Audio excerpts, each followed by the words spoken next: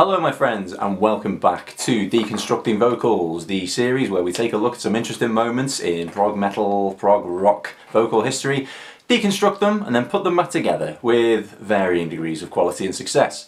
Today we are taking a look at one of the big daddies of the progressive genre, one of the bands without whom we probably wouldn't be where we are today when it comes to the music that we enjoy, and that is Pink Floyd. We are taking a look at Dark Side of the Moon.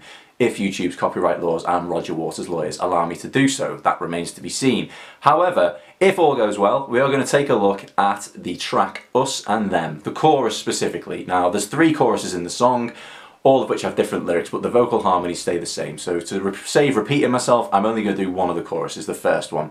And the reason I'm going to do the first one is it holds a very special place in my heart. Dark Side of the Moon is one of my all-time favourite albums. I've got lots of fond memories with me and my dad over the years listening to this album together. I'd listen to it as a kid, as a boy in the car. We'd be on family holidays and my dad would always put Dark Side of the Moon, Pink Floyd on, and even as a kid there was something about this chorus that just kicked me in the face. It's a very emotionally heavy chorus.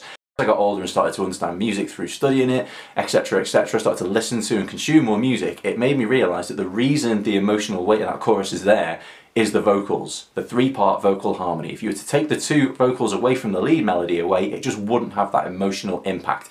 So it's a really great example of how just adding vocal harmonies to a piece of music, to a chorus, to a phrase, to a certain section of a song can massively increase the emotional heaviness, the emotional weight that it carries. So let's break it down. There are 3 harmonies in this section of the song, in the chorus. The first of which, I believe the highest, is sang by David Gilmour, and it sounds like this. Forward he cried, from the rear and the front flank died.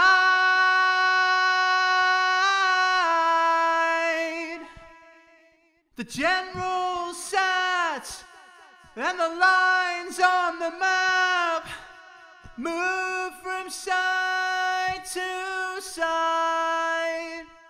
Now, I'm not entirely sure who sang the other 2 harmonies. I know for certain one of them was sang by Richard Wright. Now, Richard Wright was the longtime keyboard player for Pink Floyd, and he was a very, very talented musician, songwriter, vocalist in his own right.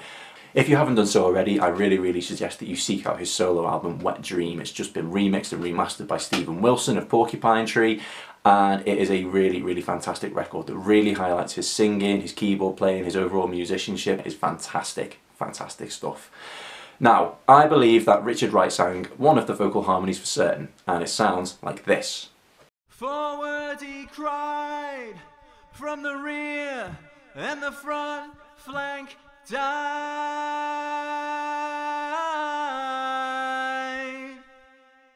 The general sat, and the lines on the map moved from side to side.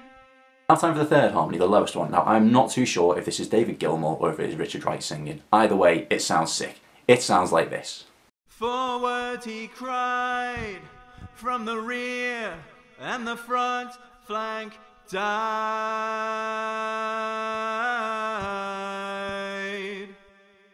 The general sat, and the lines on the map move from side to side. So, there we have our 3 elements of this vocal harmony. Now, let's put them together without the backing music and see what we've made. Forward he cried, from the rear and the front flank died.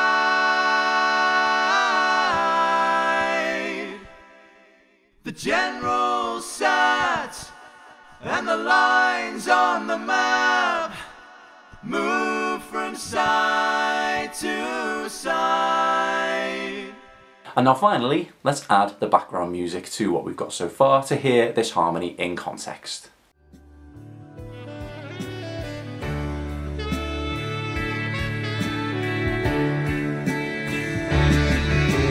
Forward he cried, from the rear and the front flank died.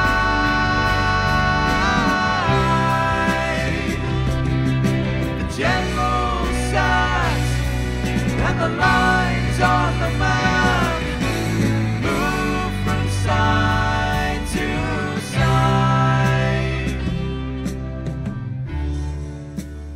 And there we have it, an absolute classic chorus from an absolutely classic album by an absolutely classic band. I don't think any of us would be listening to the music that we listen to and it would sound like the way it was if it wasn't for Pink Floyd and the work that they did. Thank you so much for watching. If you've enjoyed this, if you're interested in seeing more things like this and you haven't done so already, please hit subscribe. If you've got any comments, anything you want me to take a look at and deconstruct and try and recreate, again, let me know in the comments below. I hope that you all have a wonderful Christmas and take care of yourselves and each other.